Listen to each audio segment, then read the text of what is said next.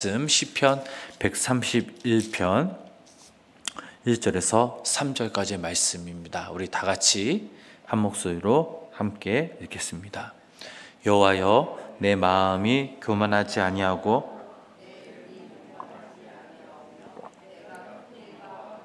못할 놀라운 일을 하려고 힘쓰지 아니하나이다. 실로 내가 내 영으로 고요하고 그를 젖된 아이가 그의 어머니 품에 있음 같게 하였나니 내 영혼이 젖된 아이와 같도다.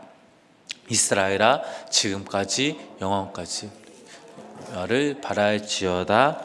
아멘. 오늘도 거룩하고 복된 이 하루 하나님의 크신 은혜와 사랑이 우리 성도님들 삶 가운데 함께 하시기를 주님의 이름으로 간절히 축원합니다. 오늘 시편 131편 이 말씀은 다윗이 쓴 시들 중에서 가장 다윗 같은 시, 또 다시 말해 다윗을 다윗 되게 해준 신앙의 고백 같은 그런 시입니다. 우리가 잘 아는 대로 다윗은 이스라엘 역사상 가장 위대한 왕으로 평가받고 있습니다. 이스라엘 역사상 가장 넓은 영토와 강력한 국력을 구축한 그 왕은 그의 아들 솔로몬이었지만 다윗에 대한 평가는 솔로몬을 훨씬 뛰어넘습니다.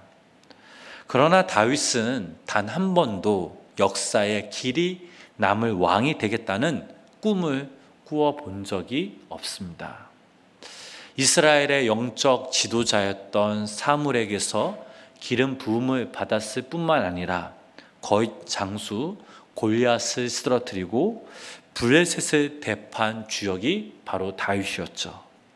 이후 온 이스라엘 백성들이 사울이 죽은 자는 천천히요 다윗은 만만이로다 라고 노래하며 칭송하던 사람이 바로 또한 다윗이었습니다.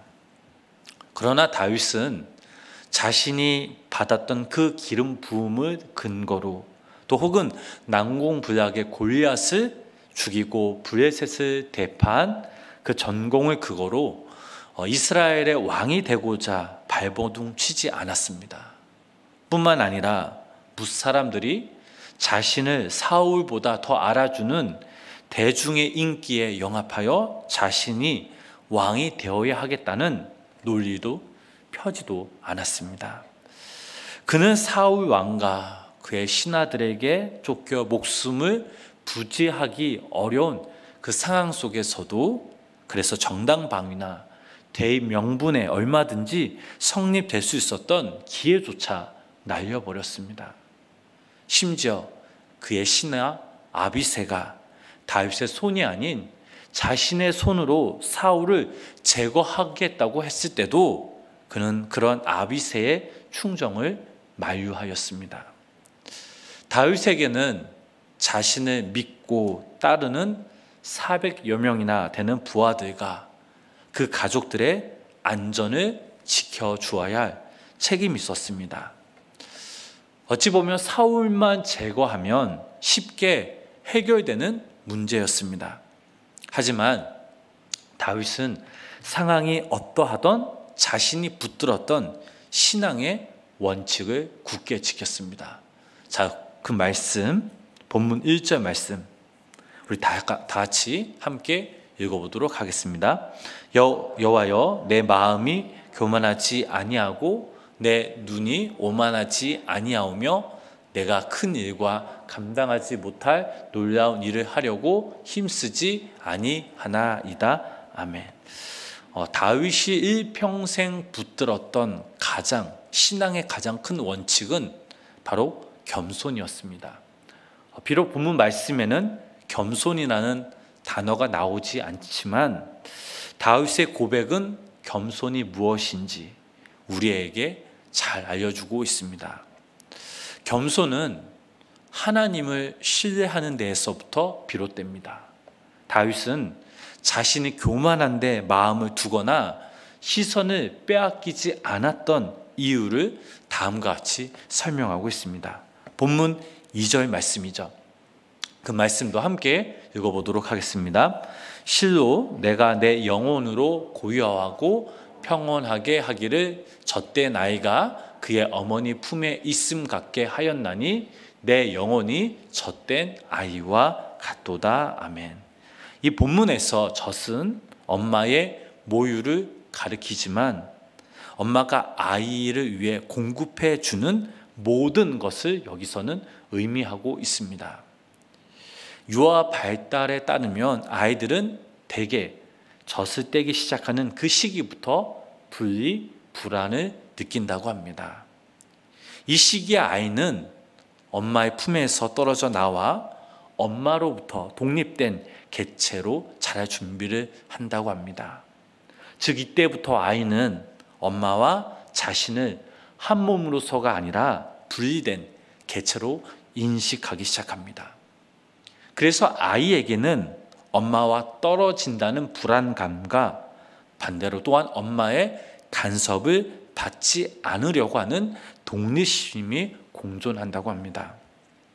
지금까지 아이에게 엄마는 자신의 생존을 책임지는 공급자였습니다.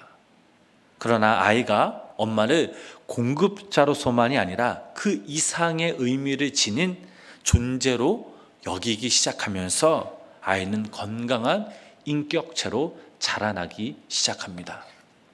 마치 아이가 엄마를 오직 젖을 먹기 위해서 혹은 다른 요구를 위해서만 엄마를 찾듯 영적 유학에 있는 사람들 역시 하나님을 자신의 요구를 채워주는 존재로만 이해합니다.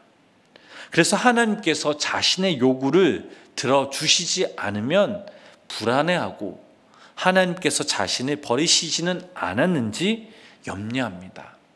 그러나 젖을 뗀 아이, 즉 엄마를 자신의 공급자 이상으로 인식하기 시작한 아이는 채워줘야 할 자신의 요구가 없다 할지라도 엄마의 품 안에서 만족함을 느낀다고 하죠.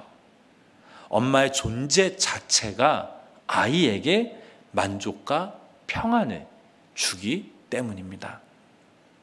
다윗이 이 말씀 통해 고백하고 있는 젖된 아이의 고요함과 평온함이란 바로 이런 것입니다. 다윗이 신뢰했던 하나님은 다윗을 위해 무엇을 주시거나 성취하게 하시는 하나님이 아니라 하나님 자신이었습니다. 오직 하나님이 존재하는 것, 그 자체라는 것이죠. 다윗이 겸손한 믿음의 사람이었던 이유는 바로 여기에 있습니다. 다윗은 하나님 자체가 자신의 소망이었고 목적이었습니다. 그리고 언제나 그 하나님께 자신의 시선을 두었습니다. 그래서 1절 말씀을 보면 여호와여 내 마음이 교만하지 아니하고 내 눈이 오만하지 아니하오며 내가 큰 일과 감당하지 못할 놀라운 일을 하려고 힘쓰지 아니하나이다 라고 이렇게 고백하고 있습니다. 다윗은 자신의 마음이나 눈을 높은 데 두지 않았습니다. 그리고 자신이 바라보고 있는 그것을 위해 하나님을 이용하지도 않았습니다.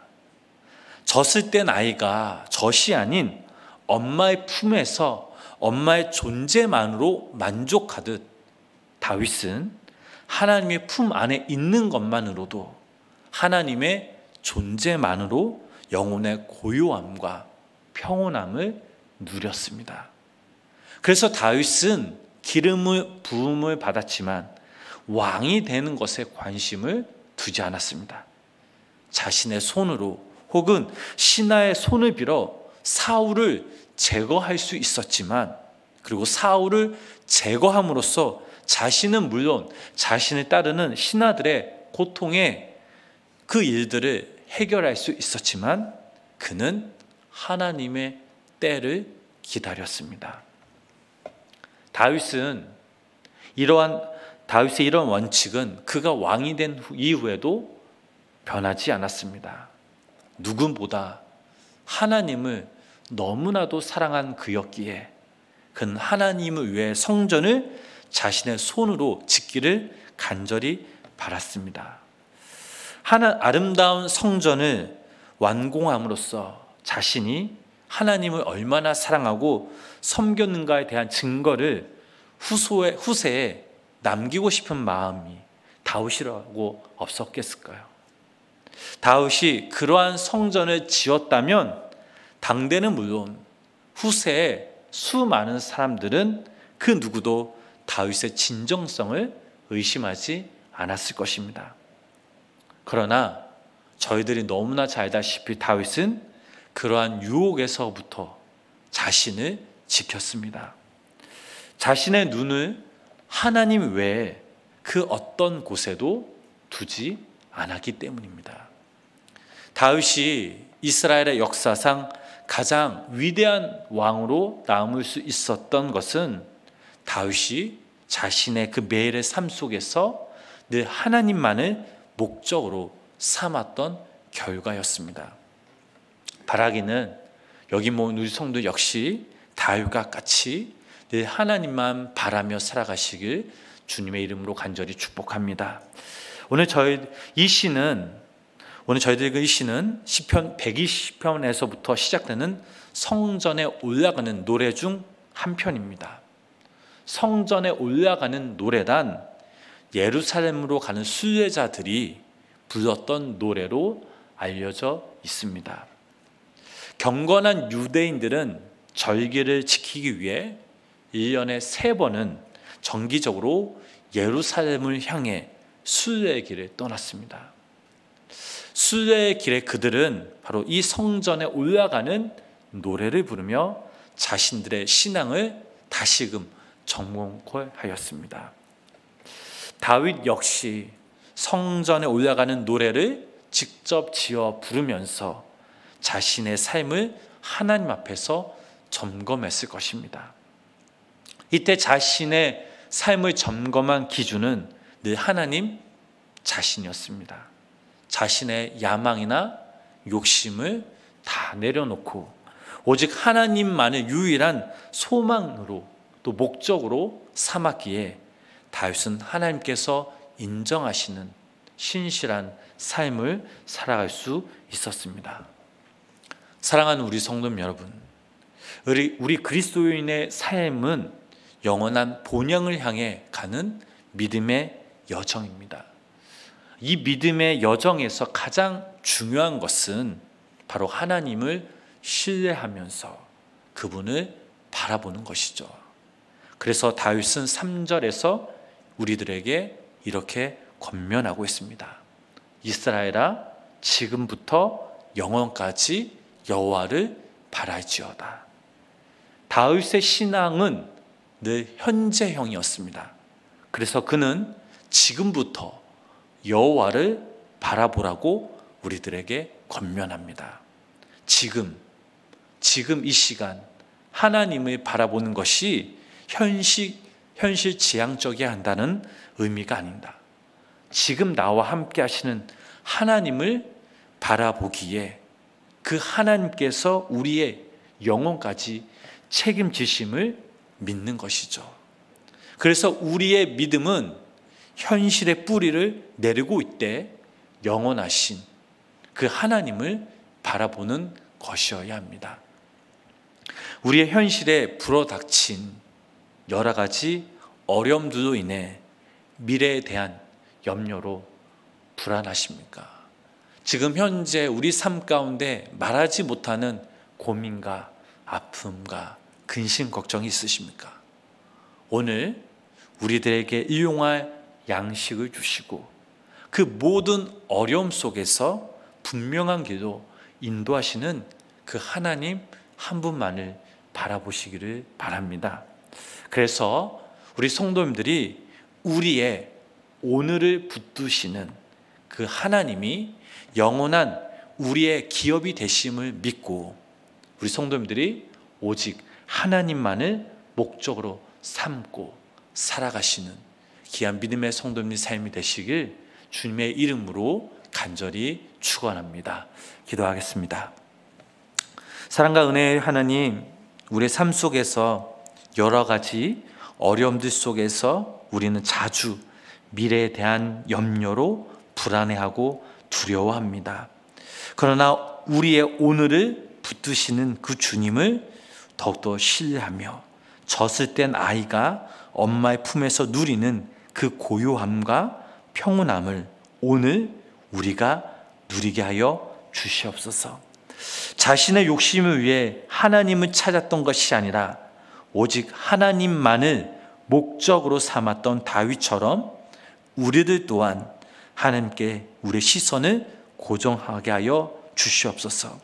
그래서 오늘도 우리 성도님들이 신실하게 주님과 동행하며 영원 잇대어 사는 귀한 하루, 복된 하루 될 수 있도록 성령님 함께하여 주시옵소서.